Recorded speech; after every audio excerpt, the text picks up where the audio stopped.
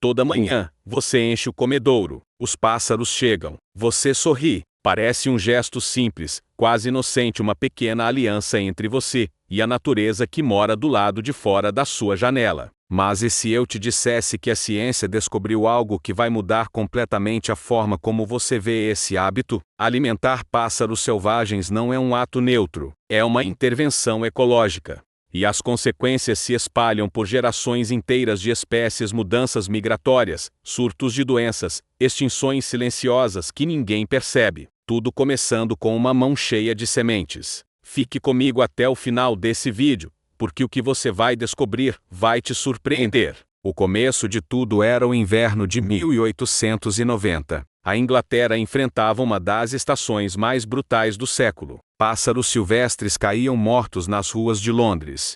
Foi nesse cenário que o naturalista Henry Armstrong publicou um pequeno artigo num jornal de Bristol com uma ideia simples: colocar migalhas de pão e sementes nas soleiras das janelas para salvar os tentilhões do congelamento. Era compaixão pura, mas esse gesto plantou uma semente cultural que se espalharia pelo mundo ocidental nos 100 anos seguintes.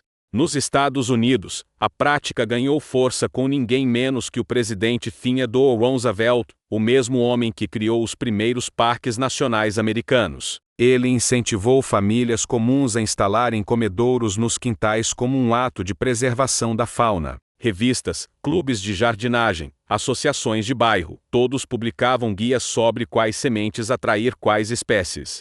Em menos de 2 décadas, o que nasceu como gesto de emergência invernal virou ritual doméstico permanente, desconectado completamente das condições climáticas que lhe deram origem. Na América Latina, esse hábito chegou de outro jeito, sem folhetos científicos. Chegou por afeto, por imitação, pela relação que sempre tivemos com o quintal, esse espaço de fronteira entre o cultivado e o selvagem, lugar de galinhas, ervas medicinais, árvores frutíferas que atraíam pássaros naturalmente.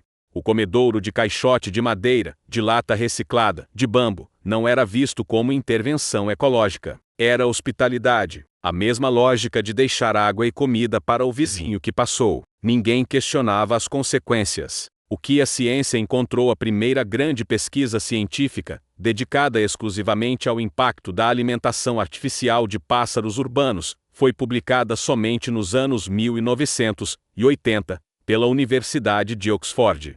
Os pesquisadores não esperavam nada além de dados comportamentais simples. O que encontraram foi perturbador. Populações inteiras de tentilhões em áreas urbanas da Inglaterra haviam alterado seus padrões alimentares de forma irreversível. Aves que historicamente consumiam insetos no verão, essenciais para o controle de pragas, passaram a preferir as sementes processadas dos comedouros. O equilíbrio da cadeia alimentar local havia se deslocado silenciosamente. Enquanto a ciência fazia perguntas, o mercado dava respostas diferentes. A partir dos anos 1970, a indústria de produtos para alimentação de aves domésticas explodiu. Comedouros plásticos, misturas de sementes processadas, suplementos vitamínicos para pássaros silvestres, câmeras de observação. Em 2020, esse mercado global foi avaliado em mais de 4 bilhões de dólares por ano. O gesto caridoso de 1890 havia se tornado um dos nichos de consumo de crescimento mais rápido do planeta, sem que ninguém explicasse suas consequências ecológicas reais. O instinto que parou de funcionar em 2021. Pesquisadores da Universidade de Exeter publicaram um estudo que abalou décadas de crença popular. Usando rastreadores de rádio miniaturizados, eles monitoraram populações de tentilhões e carriças no sul da Inglaterra, e documentaram algo sem precedentes. Aves que historicamente percorriam até 2.000 quilômetros em rotas migratórias sazonais, simplesmente pararam de voar. Não por doença, não por mudança climática, mas porque encontraram uma fonte de alimentação confiável, artificial e permanente. O comedouro havia reescrito o instinto de sobrevivência de gerações inteiras. A migração, um dos fenômenos mais antigos da biologia, estava sendo cancelada por uma mão cheia de sementes. O COMED, ou éreo sujo, é um vetor de doença. Tem algo que nenhum guia de alimentação de pássaros costuma mencionar. Um comedouro mal higienizado não é só descuido doméstico. É um vetor ativo de transmissão de doenças entre populações silvestres.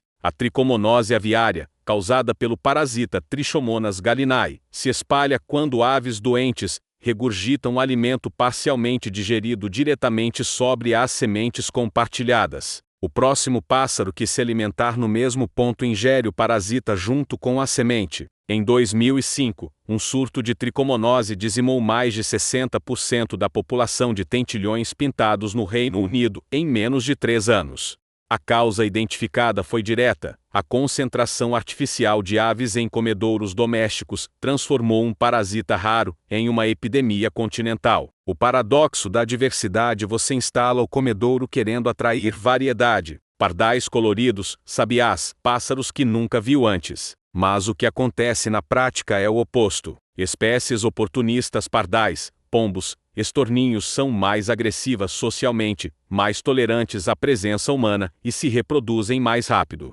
Em qualquer comedouro com competição livre, elas dominam e excluem as demais em menos de 2 semanas. Pesquisadores da Universidade de Cornell documentaram que quintais com comedouros permanentes apresentam em média 40% menos diversidade de espécies do que quintais sem alimentação artificial. O paradoxo é absoluto: quem alimenta pássaros para atrair variedade obtém monocultura. O gato, o gavião e o comedouro existe um efeito secundário que quase ninguém menciona. Quando dezenas de aves se concentram num ponto fixo e previsível todos os dias no mesmo horário, elas criam o que os ecologistas chamam de zona de caça facilitada. Gaviões urbanos aprendem rapidamente a localizar os comedouros e a usar os telhados, muros e galhos ao redor como posições de espera. Gatos domésticos desenvolvem rotas de patrulha específicas ao redor dos pontos de alimentação.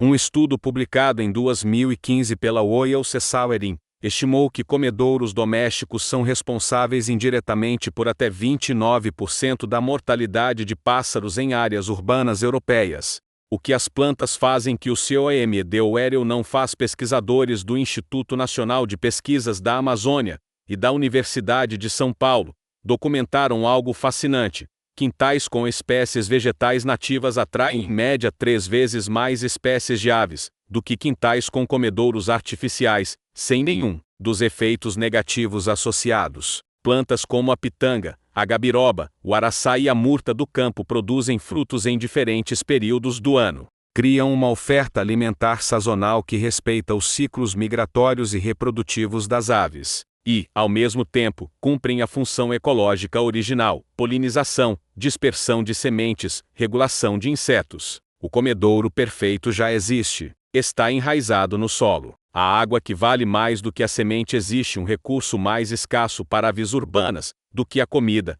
e que produz resultados ecológicos superiores, com zero dos riscos do comedouro. Água limpa.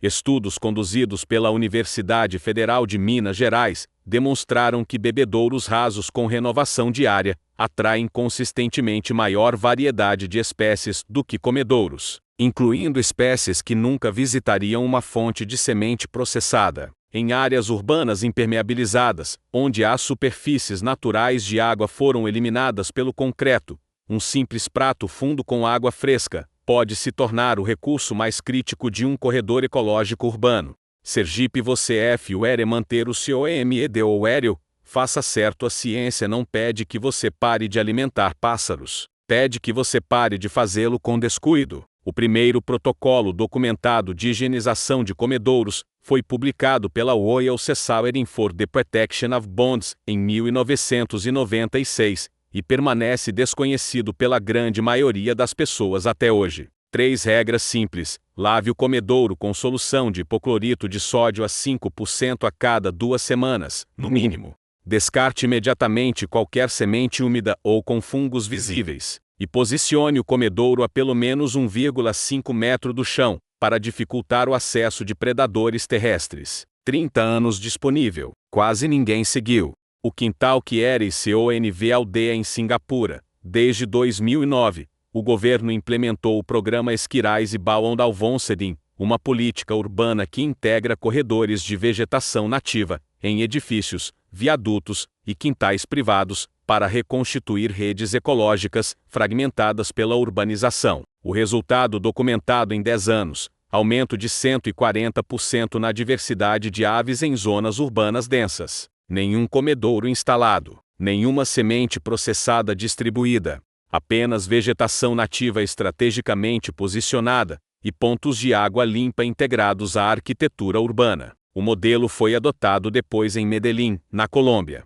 e em Curitiba, aqui no Brasil. O quintal do futuro não alimenta pássaros. Ele os reconvida a existir. Encerramento. Você assistiu até aqui porque algo nessa pergunta te importa. E isso é exatamente o que os pássaros do seu quintal precisam de você, não só o gesto bonito, mas a disposição de entender as consequências dele.